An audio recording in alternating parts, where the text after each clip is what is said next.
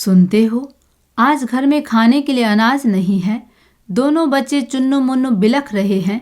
10 महीने मैंने ज्यों त्यों घर गृहस्थी चला ली, परंतु अब मेरे बस की बात नहीं रही। जितना जेवर था वह बिक गया। अब अड़ोस पड़ोस वाले भी अपनी स्थिति जानने लग गए। वे भी अब हमें सहायता देने से हिचकिचाते हैं। आखिर इस प्रकार निकम्मे बैठने से तो काम चलेगा नहीं, कुछ तो करना ही होगा। यदि कुछ नहीं बना तो जहर खाकर मरना पड़ेगा। मैं भूखी रह सकती हूँ, किंतु चुन्नू मुन्नू को भूख से तड़पते नहीं देख सकती। सरोज ने एक ही सांस में सारी बात अपने पति नगराज को कह दी। नगराज अपने नगर का एक प्रतिष्ठित व्यक्ति था। आसपास के लोग उसे राजा बाबू कहते थे। कई शहरों में उसकी दुकानें थी। वह सादगी से रहता, गरीबों की मदद करता, उनकी आवश्यक ज़रूरतों को पूरी करता। व्यवसाय में उसे लाभ होता। उसके एक स्त्री और 2 पुत्र थे। मकान, मोटर, घोड़े आदि थे, किंतु काल का चक्र पलटा। उसका व्यवसाय घाटे में चलने लगा। मुनीम गुमास्ते एक एक कर रकम हड़पने लगे। व्यवसाय बंद हो गया। जो कुछ ऋण चुकाना था वह आभूषण, मकान, मोटर आदि बेचकर चुका दिया गया। उसने सोचा, पैसा हाथ का मैल है, वह फिर मिल सकता है, किंतु इज्जत में धब्बा लग जाने से वह फिर नहीं मिल सकती। वह आज दर दर का भिखारी है। सरोज की बात उसे कांटों सी चुभी, किंतु वह सत्य थी। उसने कहा, सरोज, तू देवी है। तेरी जैसी पत्नी पा मैं धन्य हूँ। दुख दिनों दिन बढ़ रहा है। धैर्य से काम लेना चाहिए। मैं अपने मित्र से पहले ही 50 रुपये उधार ले आया हूँ। मैं कल ही यहाँ से दूर देश जाने वाला हूँ। तब तक तू इनसे काम चलाना। मैं शीघ्र ही वापस लौट आऊँगा। सरोज ने उसे दुख भरे हृदय से विदा दी। आपकी यात्रा मंगलमय हो। वो वहाँ से चल पड़ा। पास में फूटी कौड़ी भी नहीं थी। भटकते भटकते 1 महीने बाद वह एक छोटे से कस्बे में जा पहुँचा। भूख के मारे उसका शरीर क्षीण हो गया था। कभी भरपेट भोजन मिलता तो कभी एक कौर भी नसीब नहीं होता। कभी कुछ मजदूरी कर पेट भरता तो कभी जंगल में फल फूल खाकर रह जाता। आज वह हार चुका था। वह एक सेठ के घर पहुंचा, पानी मांगा। भरपेट पानी पी चुकने के बाद उसने सेठ से कहा, मैं नौकरी करना चाहता हूँ, आप अपने घर में मुझे नौकर रख ले। सेठ को नौकर की आवश्यकता थी। उसने कहा, देखो, मेरे यहाँ कई नौकर चाकर काम करते हैं। सबको अपनी अपनी योग्यता के अनुसार वेतन मिलता है। तुम भी खुशी से रह सकते हो। यहाँ 3 प्रकार के काम हैं। पहला, दूसरों से कुछ धान लेना पड़े तो 1 मन का 45 सेर लेना और देना पड़े तो 1 मन का 35 सेर देना। यदि यह काम करोगे तो तुम्हें मासिक 20 रुपये मिलेंगे। दूसरा, दूसरों को 80 रुपये उधार देकर 100 रुपये लिखना और 100 रुपये लेकर 80 लिखना। यदि यह काम कर सकोगे तो मासिक 15 रुपये मिलेंगे। तीसरा काम है मेरे अनाज के गोदामों की रखवाली करना। यदि यह काम कर सकोगे तो वार्षिक 1 रुपया रोटी कपड़ा सहित मिल जाएगा। उसने सुना, सोचा, यदि पहले दोनों काम स्वीकार करता हूँ तो अनैतिक बन जाता हूँ। यदि तीसरा काम स्वीकार करता हूँ तो काम नहीं चल सकता। क्या करूँ? उसने सोचा, खूब विचार किया। अंत में यह निश्चय किया कि वह चंद चांदी के टुकड़ों के लिए अपना ईमान नहीं बेचेगा। लक्ष्मी चंचल है, वह आती जाती रहती है। तीसरा काम उसने स्वीकार कर लिया। आज वह गोदाम का चौकीदार है। अनाज के हजारों बोरे आते जाते हैं। उनका पूरा लेखा जोखा वह रखता है। न उसे खाने पीने की चिंता है और न कपड़े की। सारी पूर्ति आवश्यकतानुसार हो जाती है। इधर सरोज ने भी काम ढूंढ लिया था। वह दूसरों के घर में वासन मांजने चली जाती, कभी पिसाई भी कर लेती। उसे 2-3 रुपये मिल जाते, इससे वह अपना काम चला लेती। पति की कमाई की उसे अपेक्षा नहीं रहती थी। चुन्नू मुन्नू भी बड़े हो गए थे। उनमें हुठ कुछ कम हो गया था। शायद उन्हें भी अपनी वास्तविक स्थिति मालूम हो गई थी। इसी प्रकार 3 वर्ष बीत गए।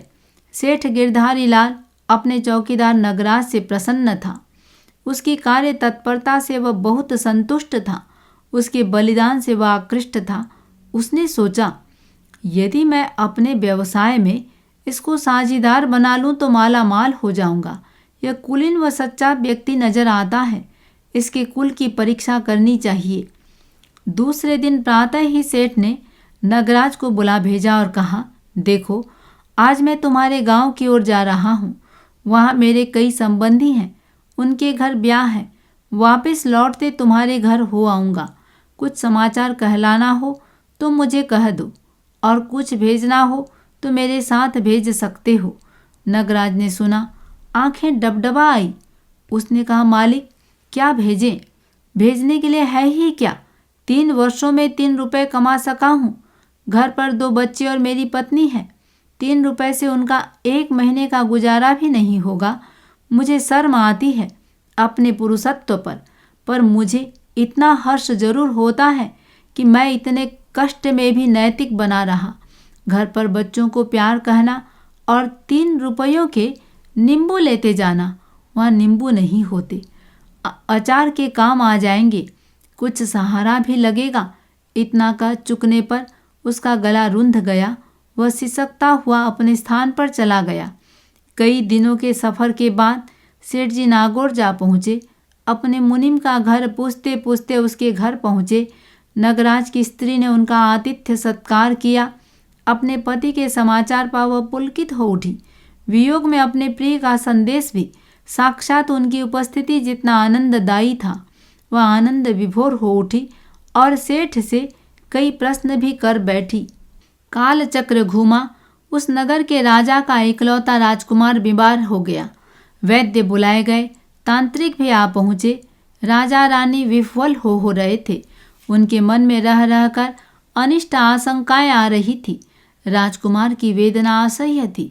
राजवैद्य ने नाड़ी देखी, ठीक ठीक रोग को पकड़ा और बोला, महाराज, चिंता जैसी कोई बात नहीं।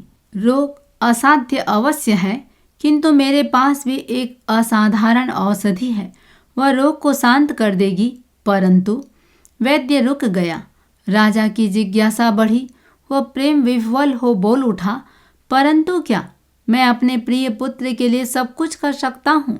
वैद्य ने कहा, महाराज, दवाई का अनुपान है, नींबू का रस। नींबू हमारे देश में नहीं होते। यदि 4-5 घंटों तक राजकुमार को नींबू न दिया गया तो? राजा विस्मय में पड़ गया। नींबू एक साधारण वस्तु, परंतु उस समय वह बहुमूल्य बन गई थी। उसने सारे गांव में पटह फेरा।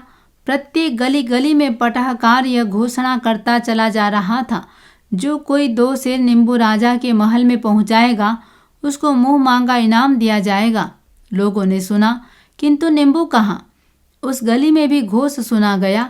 नगराज की पत्नी सरोज ने उस पटहकार से कहा, जाओ, राजा से कह दो मैं अभी नींबू लिए महल में आ रही हूँ। राजा ने सुना। उसकी खुशी का पार नहीं रहा। सरोज एक थाल में नींबू सजाकर राजा के पास ले गई। राजा ने उसका सम्मान किया। वैद्य ने उपचार चालू किया। कुछ ही देर बाद राजकुमार को होश आया। उसने पानी मांगा। पानी पी चुकने के बाद उसने कहा, अब मेरी तबीयत कुछ ठीक है, मुझे और नींबू का रस पिलाओ।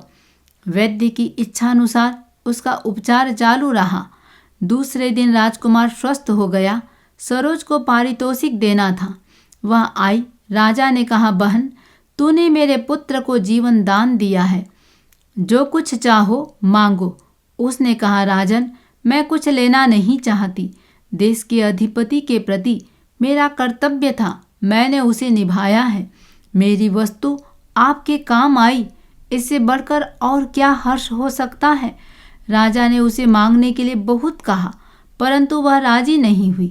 तब राजा ने अपने कोषाध्यक्ष से कहा, जाओ, इसके घर 1 लाख नगद, 1 लाख का जेवर और अनेक वस्त्रादि भेज दो। यह मेरी बहन है। जीवन का काल चक्र पुनः घूमा।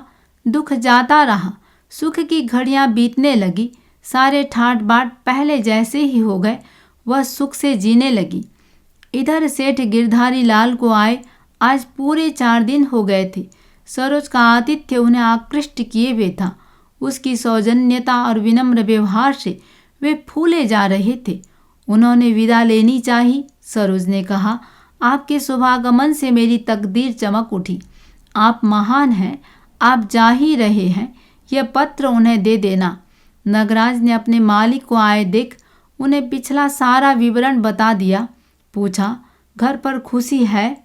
हाँ, सब आनंद है, परंतु तुम्हें शीघ्र बुलाया है। क्या तुम जाना चाहते हो? नहीं सेठ साहब, मैं वहाँ जाकर करूँ भी तो क्या? यहाँ मज़े में तो हूँ, वहाँ घर गृहस्थी की चिंता मुझे मार डालेगी। नहीं, तुम्हें जाना होगा, एक बार तुम जा आओ। सेठ के अति आग्रह से नगराज अपने नगर की ओर चल पड़ा। जाते जाते सेठ ने उसे यह कहकर 100 रुपये दिए कि मैं तेरी ईमानदारी पर प्रसन्न हूँ और ये रुपए तुझे इनाम देता हूँ। अपना इनाम लिए वह खुशी से चला जा रहा था। रास्ते में नाना प्रकार के विकल्प उठते, स्वयं समाधान करता, फिर उन्हीं में उलझ जाता। नगर की छोटी मोटी सड़कों से होते हुए वह अपने मकान वाली गली में जाने लगा। उसे अपनी छोटी कुटिया वहाँ दिखाई नहीं दी। उसे विस्मय हुआ, यह क्या? क्या मेरी पत्नी, बच्चे सभी मर गए या उन्हें यहाँ से निकाल दिया गया? वह इसी उधेड़बुन में था कि उसकी स्त्री एक विशाल मकान से बाहर आई और उसे अंदर ले गई। वह अवाक था, उसे सारी घटना कह सुनाई। उसने मुस्कुराते हुए कहा, सरोज, जानती हो, ये ईमानदारी का प्रभाव है। दुख में भी हम अपने नियमों पर अटल रहे, इसी का यह फल है।